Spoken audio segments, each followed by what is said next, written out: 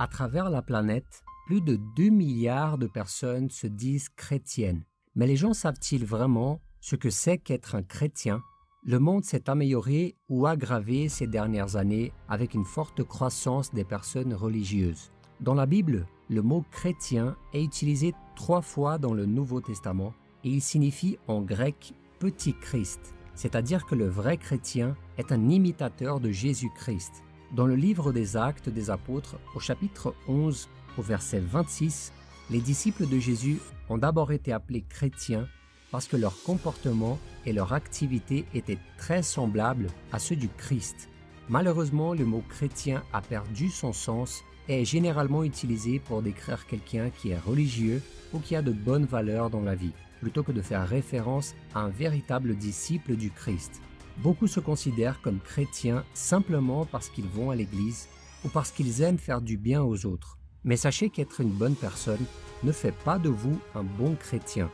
Vous devez vous repentir de vos péchés, reconnaître que Jésus est mort sur la croix pour porter votre culpabilité et croire que Dieu l'a ressuscité des morts afin que vous soyez pardonnés et que vous receviez la vie éternelle. À partir de là, vous devez obéir à la parole de Dieu car c'est la marque d'un vrai chrétien. Regardez ce qui est écrit dans la Bible. Il est lui-même la victime expiatoire pour nos péchés, et non seulement pour les nôtres, mais aussi pour ceux du monde entier. Si nous gardons les commandements du Christ, nous savons par là que nous l'avons connu. Celui qui prétend l'avoir connu alors qu'il ne garde pas ses commandements est un menteur, et la vérité n'est pas en lui. Mais l'amour de Dieu est vraiment parfait en celui qui garde sa parole. C'est à cela que nous reconnaissons que nous sommes en lui. Celui qui affirme demeurer en Christ doit aussi demeurer comme lui-même a vécu.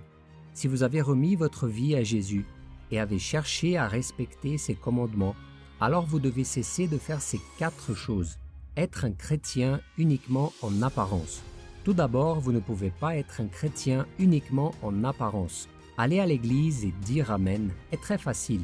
Mais votre foi sera mise à l'épreuve en dehors de l'Église, dans vos relations avec votre famille, avec vos amis et vos voisins, avec votre patron et avec vos employés. Vous montrez que vous êtes un vrai chrétien par votre bon comportement, votre langage, vos vêtements, ce que vous regardez, lisez et ce à quoi vous participez. Car à quoi bon citer des versets, parler de l'amour de Dieu tout le temps, mais au quotidien maltraiter les gens, faire des commérages, créer des intrigues, se venger, ne pas payer ses dettes, être malhonnête au travail. Jésus a traité les gens qui agissent ainsi d'hypocrites. Regardez ce qu'il a dit.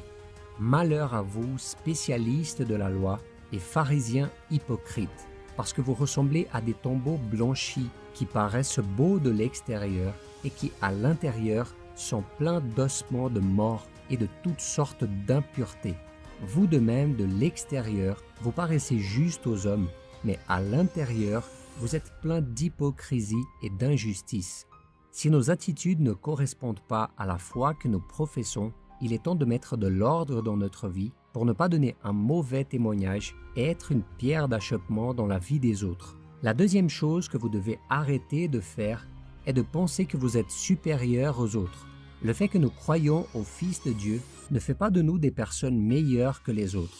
Jésus est mort pour les péchés de toute l'humanité, indépendamment de ceux qui croient ou pas, peu importe la couleur de la peau, la classe sociale et toute autre différence.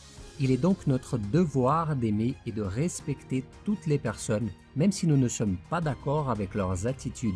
La foi et la connaissance que nous avons aujourd'hui n'ont été possibles que parce que Dieu a montré son amour et sa grâce pour nous. Au lieu de nous sentir meilleurs que les autres, nous devrions nous sentir reconnaissants et responsables de donner un bon témoignage de ce que Dieu a fait dans nos vies. Regardez ce que nous dit la Bible. « Vous qui autrefois n'étiez pas un peuple, vous êtes maintenant le peuple de Dieu. Vous qui n'aviez pas obtenu compassion, vous avez maintenant obtenu compassion. Bien-aimés, je vous encourage en tant que résidents temporaires et étrangers sur la terre à vous abstenir des désirs de votre nature propre qui font la guerre à l'âme. Ayez une bonne conduite au milieu des non-croyants afin que là même où ils vous calomnient si vous faisiez le mal, ils remarquent votre belle manière d'agir et rendent gloire à Dieu le jour où il interviendra. La troisième chose que vous devez cesser de faire est de penser qu'il vous suffit de prier pour les gens dans le besoin. Un jour, un pasteur a demandé aux membres de son église ce qu'ils pensaient que leur église pourrait faire pour aider les personnes dans le besoin qui vivaient dans la rue de leur quartier. Incroyablement, la plupart des réponses étaient qu'ils devaient prier et jeûner pour ces gens. En d'autres termes, inconsciemment, il semble que les gens pensent que lorsqu'ils prient, Dieu envoie des anges du ciel avec des sacs de vêtements, de la nourriture, des médicaments et toutes les choses dont les gens ont besoin. Mais nous ne pouvons pas oublier que la foi sans les œuvres est morte, c'est-à-dire que nous devons avoir des attitudes qui démontrent ce que nous croyons. Sinon, il ne suffit pas de prier et de jeûner. Regardez ce que Dieu a dit au peuple d'Israël qui jeûnait et priait mais ne pratiquait pas le bien. Voici le genre de jeûne que je préconise.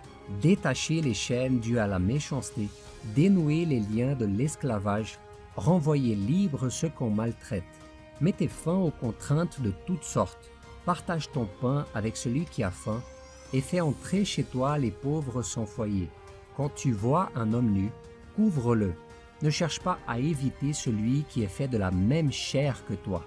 La quatrième attitude que vous devez cesser d'avoir est de dire du mal des chrétiens d'autres confessions et de doctrines différentes. Jésus a dit que ses disciples seraient connus pour s'aimer les uns les autres. Mais ce que nous voyons aujourd'hui, ce sont des chrétiens qui se critiquent les uns les autres et s'offensent même sur les réseaux sociaux en raison de doctrines et de points de vue différents. Cela ne fait que créer des divisions et devient un mauvais témoignage pour ceux qui ne connaissent pas encore l'Évangile. Je sais que nous devons examiner la Bible et juger tout enseignement erroné. Mais ce qui fait de nous des chrétiens avant tout, c'est notre dépendance et notre obéissance à l'égard de notre Sauveur Jésus-Christ et notre effort pour respecter ses commandements. Nous ne devons donc juger personne, car seul Dieu connaît le cœur de chacun. Regardez ce que Jésus a dit. Ne jugez pas afin de ne pas être jugé, car on vous jugera de la même manière que vous aurez jugé, et on utilisera pour vous la mesure dont vous vous serez servi. Ce sont les 4 attitudes que tout chrétien doit cesser de pratiquer pour donner un bon témoignage, car la marque du véritable disciple du Christ est l'amour et l'obéissance à la parole de Dieu. Si vous avez aimé ce message, partagez-le avec vos amis et votre famille et abonnez-vous à la chaîne. Regardez aussi ces autres vidéos que nous vous avons laissées en recommandation. Je suis sûr qu'elles contiennent un message indispensable pour votre vie spirituelle. Laissez votre commentaire juste en dessous. Que Dieu vous bénisse, je vous attends dans la prochaine vidéo.